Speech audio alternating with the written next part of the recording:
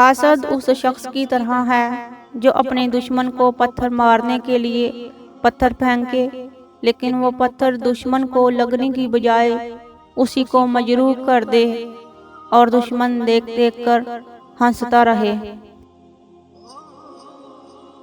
अगर तू नमाज पढ़े कि पुश्त खम हो जाए और इस कदर रोज़े रखे कि जिस्म कांटा बन जाए, हरगिज़ फ़ायदा ना पाएगा जब तक तू माल हराम से परहेज ना करे।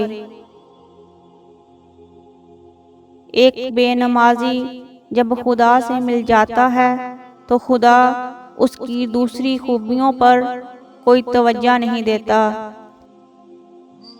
जानना चाहिए कि जो शख्स तेरे सामने किसी और की बुराई करता है और तेरी बुराई भी इसी तरह दूसरों के सामने ज़रूर करेगा।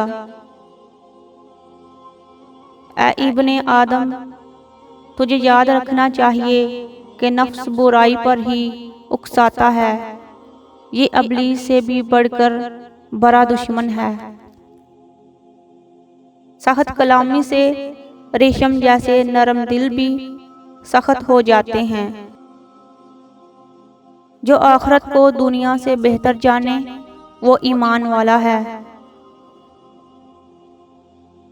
गीबत का हरीस होना दिल की बीमारी है। खुद को सबसे बेहतर समझना जहालत है। हर शख्स को अपने आप से बेहतर समझो। अगर रिज़्क़ अक्ल और दानिश से मिलता तो जानवर और बेवकूफ़ भूखे मरते।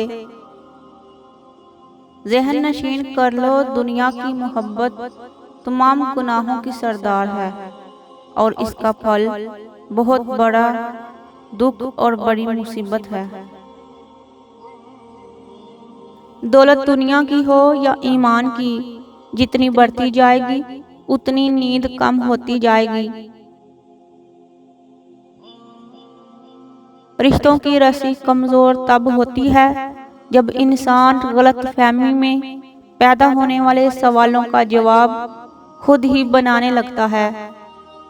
अगर हमसे गलती हो जाए तो इब्लीस की तरह दलेर नहीं होना चाहिए, बल्कि माफ़ी मांग लेनी चाहिए, क्योंकि हम इब्ने आदम हैं, इब्ने इब्लीस नहीं। जो गलती कर नहीं सकता वो फरिश्ता है और जो गलती करके डट जाए वो शैतान है, और जो गलती करके फौरन तौबा करे वो इंसान है। बुरे सलूक का बेहतरीन जवाब अच्छा सलूक और जहालत का बेहतरीन जवाब खामोशी है। अहमक से दूर रहना सवाब, जबकि अहमक पर नज़र डालना गुनाह है।